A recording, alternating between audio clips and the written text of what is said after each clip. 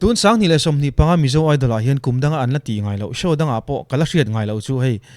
thil thar pakana ron siam chu contestant top 20 te big takin an zai kha social media platform sang an da choga chu a view tunga ber kha direct in next round kha lut don ani ti te kan hriat kha ania I YouTube pa kha na big takin mundanga chon kala en chi lo YouTube pa kha chon Emmanuel-a asang lor lakani noi khatle nichina han ken thoka noi khatle sing level ning ka ria chudi khop chon Emmanuel-a zai hi ngai lutu ngai thachak kan tamti a hriata tuna point nei aron zai do na kan en hawanga kan ri khau do na ni eng lang ron sak don le zanin a hian min hriat pui ve sin ti hla pulal tlan thanga le lin kai ava phuram ve quality le rem do nia Nghahhlelh tu chen tam te mai nia kati kha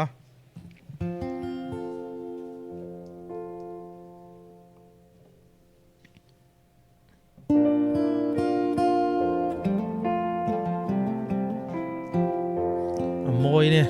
he lai mo zan bo ruak vot yangin lairel min fan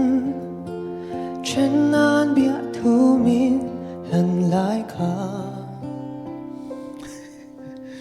o ma mai bia thu min lan zong don ki rin ka ring lo ka ring thei lo tu na eng ti zia mai nge lo ni ta chen lo bia thu re kan thiam lo iti le kho ta moi se la chung chor tha pui le si ar le zong te kya itiam thu zong kha min shiat pui ve asin o tu na chen na bia thu min lan si ang ai na kava han she lo eng ti zong pote in he pai chu azai thiam ani moi boxia social tur thot ka shalo diklo sharp flat eng ma ton hang ka shalo rim tin azai reng hi uluk taka ngai thak lo hi harani he pa za hi dang dai khop mai kan ka ho don lom le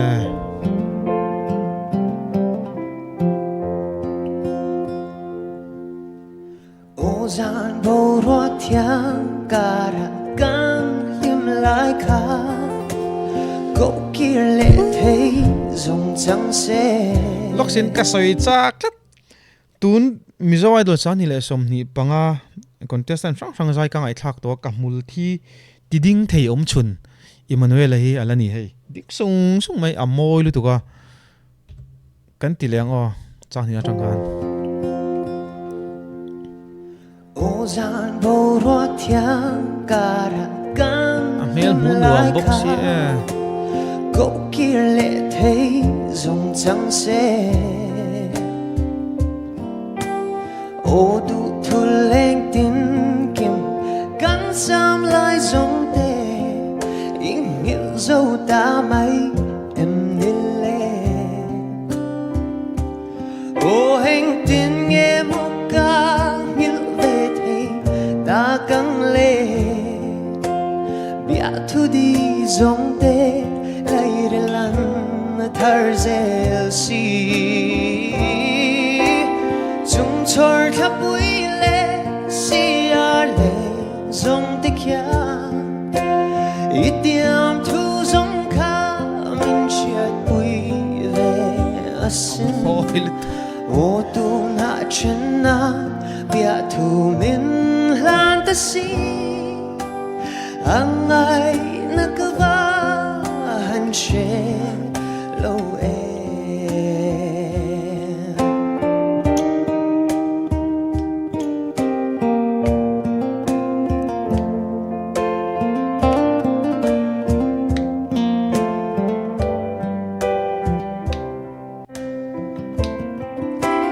chung chor tha pui le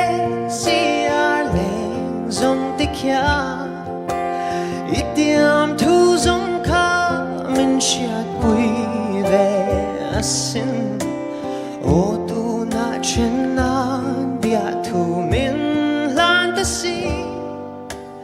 ang ai na cơ va hành chế lâu ô tu na trên na bia thu mình lan ta si ang ai na cơ va hành chế lâu cắn lỗ mẹ van mo jeng kan ti dei teng a musician ni hi an nuam ngotin ka ringa hi musician a kan tang ve zeu zeu thina tun ma in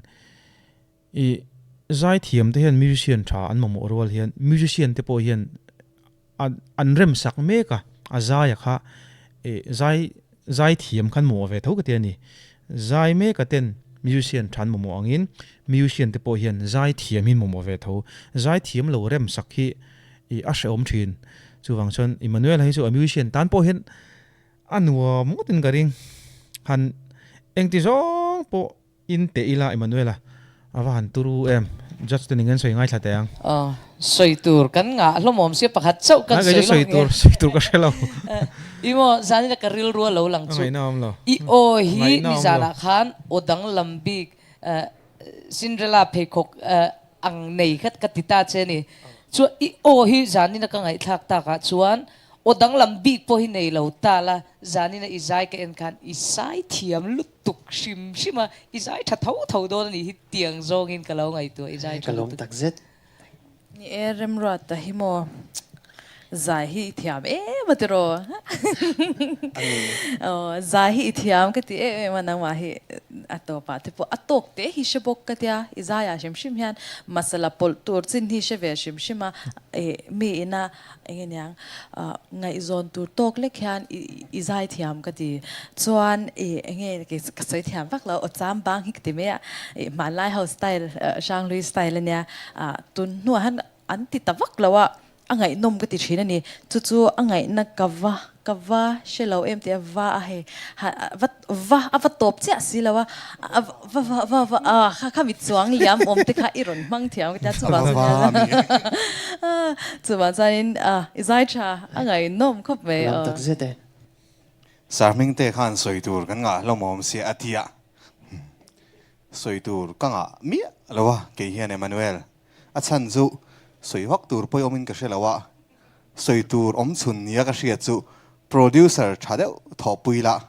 songwriter ini lo chon songwriter thadeu thopuila abak zong hi chu artist thani tura nei ngai hi chu i nei viau toin ka hria nuam om ve chu ni deu mai soitur wak khom jong lo bak khamo chuan I bik hi chu thilban ka ril lo mai chu anui za thak side in zai tak tak chu mo nang ma hi anwa ma mo chuan hey nuwa hi chu I zai hi chu vai chau kang deu ni mui chak mai ni tro angai nom thina kan lo me kalom tak zet amanu om ve Emmanuel tling le ngai tura ngai la ni hi chu top 3 a han kho chau lok te po chak om takani po ni sela trantu nga em ani hian ka sweta ang han social media platform sang an zain da choka tun top 20 te azai n2 kha anga filor ani Instagram lam kala en chi lova Facebook po kala en lova alor thawin karinga silven en khanin chau viewin ka shria maro chi Manuela YouTube pa channel lor ta hey fair low thin hetiam ema umoi han nei big mai chu ka te ni du tok phatang